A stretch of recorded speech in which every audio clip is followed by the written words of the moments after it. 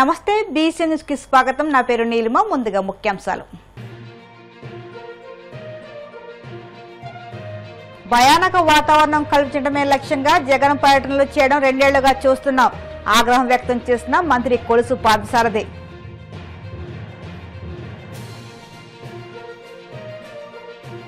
పరిశ్రమలు తేవడం మా బాధ్యత, కష్టపడడం యువత బాధ్యత. టాటా రెన్యూవబుల్ ఎనర్జీ శంకుస్థాపన సభలో మంత్రి నారా లోకేష్ కీలక వ్యాఖ్యలు.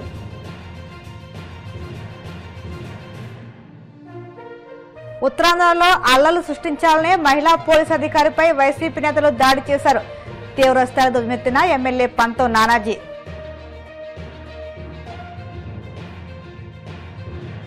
ప్రజాభిమానం చూసి ఓవలేకనే జగన్ పర్యటనలపై ఆంక్షలు పెడుతున్నారన్న నాగమల్లేశ్వరి.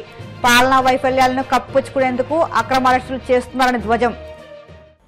శ్రీకాకుళంలో మహిళా ఎస్ఐ పట్ల వైసీపీ నేతల తీరును మంత్రి కొలుసు పార్థసారథి తీవ్రంగా ఖండించారు. వైసీపీ నేతలు పోలీసులపై దాడి చేసే స్థాయికి వచ్చారన్నారు. రోడ్డు ప్రమాదంలో చనిపోయిన వ్యక్తి కుటుంబ సభ్యులను జగన్ పరామర్శించాల్సింది పోయి ఎవరి కోసం వెళ్లారని ప్రశ్నించారు. 2 ఏళ్లుగా ఆయన పర్యటనలను చూస్తున్నామని, భయానక వాతావరణం కల్పించడమే జగన్ లక్ష్యమని ధ్వజమెత్తారు. ప్రధాని మోదీ పర్యటనను పక్కదారి పట్టించడమే ఆయన ఉద్దేశమన్నారు.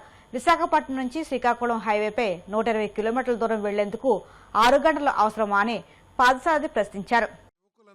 మంచి ఉపాధి అవకాశాలు లభిస్తాయి. ఉపాధి అవకాశాలు లభించేటట్లు కూటమి ప్రభుత్వం స్కిల్ డెవలప్మెంట్ సెంటర్స్ను కూడా ప్రారంభిస్తుందని చాలా సంతోషకరమైన వాతావరణంలో ఉన్న విషయం అందరూ కూడా తెలుసు. ఇటువంటి పరిస్థితుల్లో జగన్మోహన్ రెడ్డి గారు, వైఎస్ఆర్సీపీ గొడ్డల పార్టీ అధ్యక్షుడు జగన్మోహన్ రెడ్డి గారు పాలనలో విషం చుక్క వేసినట్లు ప్రజల దృష్టిని మరల్చేందుకు ఈ ప్రారంభోత్సవం ద్వారా, అదేవిధంగా ఉత్తరాంధ్రలో జరుగుతున్న అభివృద్ధి పట్ల జరుగుతున్న చర్చ మూలంగా కూటమి ప్రభుత్వానికి, ఆ ప్రభుత్వ నాయకుడు చంద్రబాబు నాయుడు గారికి ఎక్కడ పేరు వస్తుందో అనే దుగ్ధతో దిగజారిన రాజకీయానికి ఒడిగడుతున్నాడు జగన్మోహన్ రెడ్డి గారు అని చెప్పేసి మనం చేస్తా ఉన్నాను. ఈరోజు వైఎస్ఆర్ కాంగ్రెస్ పార్టీ, గొడ్డల పార్టీ రాజకీయాలు ఏ విధంగా ఉన్నాయంటే, ఈ గొడ్డల పార్టీలో స్థానం సంపాదించాలన్నా, ఈ గొడ్డల పార్టీలో అవకాశాలు పొందాలన్నా, ఆ పార్టీ అధ్యక్షుడు జగన్మోహన్ రెడ్డి గారి దృష్టిలో పడాలన్నా ఎవరైనా సరే, ఎంత మంచి కుటుంబానికి చెందిన యువకులైనా సరే, గతంలో ఎంత మంచి పేరున్న పెద్ద నాయకులైనా సరే, వాళ్ళు రౌడీయిజాన్ని పోషించాలి, చట్టాలని ఉల్లంఘించాలి, చట్టాలని చేతుల్లోకి తీసుకోవాలి, దౌర్జన్యాలు చేయాలి, ఈ గంజాయి మొక్కల్ని పెంచి పోషించాలి. అటువంటి వ్యక్తులకే ఆ పార్టీలో స్థానం లభిస్తుందని ఒక అభిప్రాయం చిన్న కార్యకర్త నుంచి పెద్ద కార్యకర్త వరకు ఆ పార్టీలో పెరిగిపోతుందని చెప్పేసి మనం చేస్తా ఉన్నా. నేను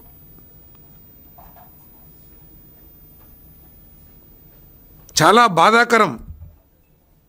భవిష్యత్తు తర రాజకీయ నాయకులు, యువకులు ఏ విధంగా తయారు కాబోతున్నారు ఇటువంటి పార్టీలు, వైఎస్ఆర్ కాంగ్రెస్ పార్టీ లాంటి నాయకులు చేస్తున్న ఈ దిగజారుడు రాజకీయాన్ని చూసి.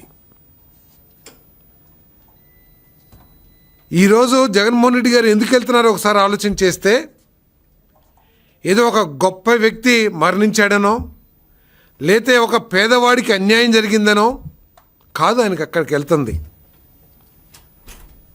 సాక్ష్యాల్ని చట్టవిరుద్ధంగా తారుమారు చేసి, ఒక పేద వ్యక్తి మరణానికి కారణమైన వ్యక్తిని, యువకుడిని తప్పించడానికి ప్రయత్నం చేసిన వ్యక్తిని అరెస్ట్ చేస్తే చట్ట ప్రకారం ఆయన్ని పరామర్శించడానికి జగన్మోహన్ రెడ్డి గారు వెళ్తామంటే ప్రజలందరూ కూడా ఆలోచించాలి. ఒక పేద కుటుంబం గొర్రెల కాపరి అని పేరే కానీ కనీసం ఒక 5 గొర్రెలు కూడా సొంత గొర్రెలు లేని వ్యక్తి దానయ్య గారు. ఆ వ్యక్తిని యాక్సిడెంట్ ద్వారా కారు మోటార్ సైకిల్లో గుద్దేసి చనిపోయే పరిస్థితుల్లో ఉంటే ఈరోజు ఎవరినైతే పరామర్శించడానికి వెళ్ళారో వృత్తిపరంగా ఒక డాక్టర్, ఆయన కనీసం యాక్సిడెంట్ అయ్యి ప్రాణాలతో కొట్టుమిట్టాడుతున్న వ్యక్తిని హాస్పిటల్కి తీసుకెళ్ళి ఏదైనా ప్రాథమిక వైద్యం చేపిస్తే, ప్రథమ చికిత్స చేపిస్తే ఏమైనా బతుకుతాడనే ఆలోచన కూడా చేయకోకుండా నా కొడుకుని ఎలా తప్పించాలి అనే ప్రయత్నం చేసి ఆ కొద్ది సమయంలోనే సాక్ష్యాల్ని తారుమారు చేయడానికి ప్రయత్నం చేస్తే మరి చూసిన వాళ్ళు కొంతమంది కానీ ఈ కెమెరా ద్వారా కానీ ఆ తప్పులు పట్టించి ఆయన్ని అరెస్ట్ చేస్తే ఈరోజు ఆయన పరామర్శకి వెళ్ళారని చెప్పేసి మనం చేస్తాం. ఆంధ్రప్రదేశ్ ఇప్పుడు గ్లోబల్ ఇన్వెస్టర్ల తొలి ప్రాధాన్యతగా మారిందని మంత్రి నారా లోకేష్ పేర్కొన్నారు. Brookfield, Blackstone, BlackRock equity, TPG వంటి ప్రతిష్టాత్మక గ్లోబల్ ప్రైవేట్ ఈక్విటీ ఫండ్లు ఏపీలో పెట్టుబడులు పెడుతున్నాయని, టాటా పవర్, సుజ్లాన్, రెన్యూ, ప్రీమియర్ ఎనర్జీస్, ఏసీఎంఎఫ్ వారి వంటి ప్రముఖ భారతీయ దిగ్గజ సంస్థల తమ కార్యకలాపాలను ఇక్కడ విస్తరిస్తున్నాయని ఆయన వెల్లడించారు.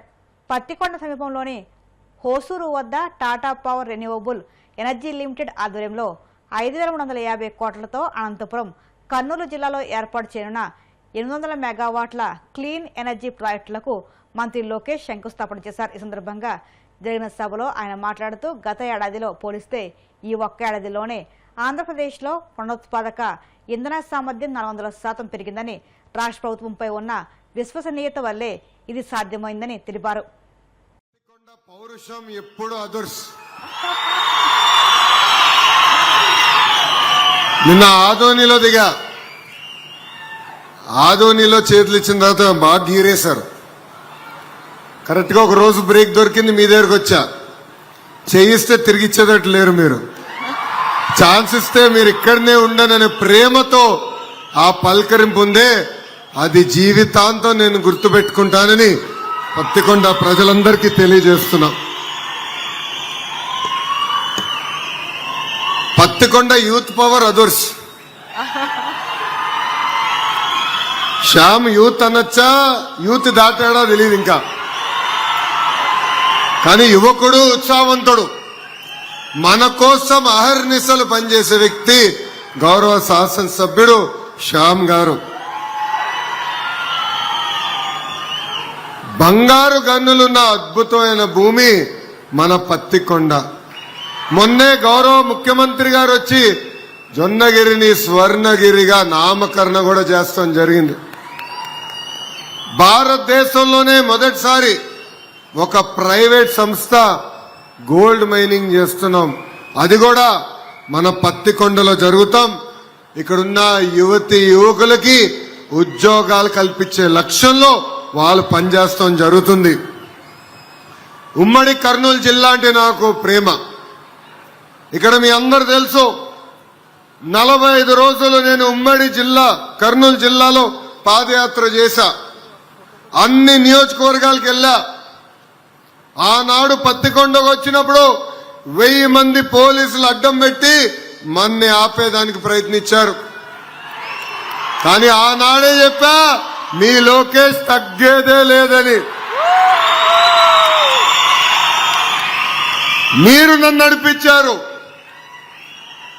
వాళ్ళని ఇబ్బంది పెట్టినా మీరు నాకు అండగా నిలబడ్డాడు. నడు అన్నా మీతో మేము నడుస్తాం, ఎవరు అడ్డొస్తారో వాళ్ళ సంగతి చూసుకుందామని మీరు చెప్పారు. అందుకే కర్నూలు జిల్లాకి ఒక కమిట్మెంట్ ఈ ప్రభుత్వానికి ఉంది.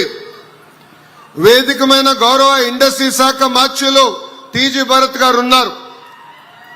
ఈరోజు ఆంధ్ర రాష్ట్రానికి పెద్ద ఎత్తున పరిశ్రమలు వస్తున్నాయంటే దాంట్లో కీలక పాత్ర గౌరవ మంత్రి టీజీ భరత్ గారిది. కేబినెట్ మీటింగ్లో ఎప్పుడు మేము కొట్టుకుంటాం. పెట్టుబడులు వచ్చినప్పుడు ఏ ప్రాంతానికి ఏ పరిశ్రమ పంపించాలని. అప్పుడు భరత్ గారు ఒక్కటే అంటారు, వెనుకబడిన జిల్లా, మీరు నడిచిన జిల్లా కర్నూలుకి ఇచ్చిన తర్వాతనే వేరే జిల్లాకి ఇవ్వండి అని కోరే వ్యక్తి భరత్ గారు. అంటే ఒక కమిట్మెంట్తో, ఒక పట్టుదలతో మేము పనిచేస్తున్నాం. ఈరోజు రిలయన్స్ ఇండస్ట్రీస్ కానివ్వండి, ఒక డ్రోన్ సిటీ కానివ్వండి, ఫార్మాకు సంబంధించిన అనేక పరిశ్రమలు కర్నూలు జిల్లాకి తీసుకొచ్చిన ఘనత కూటమి ప్రభుత్వాన్ని. ఈరోజు ప్రత్యేకంగా రెన్యూబుల్ ఎనర్జీ పరిశ్రమలు కూడా తీసుకొస్తున్నాం. ఈ పరిశ్రమ వల్ల ఈరోజు ఇన్స్టలేషన్ వల్ల కన్స్ట్రక్షన్ అప్పుడు 4,000 మంది యువకులకి ఉద్యోగాలు వస్తాయి. ఈ 800 మెగావాట్ల ద్వారా 1,100 మంది రైతులకి 30 సంవత్సరాలు లీజ్ వాళ్ళే డైరెక్ట్ గా మీ అకౌంట్ లో వేయబోతున్నారు. ప్రభుత్వం లక్ష్యం ఒకటే, పెద్ద ఎత్తున ఉద్యోగాలు ఉపాధి కల్పిస్తాం. అందుకే మన ఐటీఐని బలోపేతం చేస్తున్నాం. వైసీపీ అధ్యక్షుడు మాజీ ముఖ్యమంత్రి జగన్మోహన్ రెడ్డి శుక్రవారం పులివెందులలో పర్యటించారు. తమ బంధువు వైఎస్ ఆంధ్రెడ్డి అంత్యక్రియల్లో పాల్గొని ఆయనకు తుది వీడ్కోలు పలికారు. కడప ఎంపీ వైఎస్ అవినాష్ రెడ్డి పెదనాన్న ఆంధ్రెడ్డి గురువారం కన్నుమూశారు. కొంతకాలంగా వృద్ధాప్య సంబంధిత అనారోగ్య సమస్యలతో బాధపడుతున్న ఆయన పులివెందులలో తుదిశ్వాస విడిచారు. పులివెందులలోని వైఎస్ ఆంధ్రెడ్డి స్వగృహానికి చేరుకున్న జగన్ దంపతులు ఆయన భౌతిక కాయంపై పూలమాలలు ఉంచి నివాళులర్పించారు. అనంతరం కుటుంబ సభ్యులను పరామర్శించి వారికి ధైర్యం చెప్పారు. ఇప్పుడు కాసేపు ప్రకటనలు.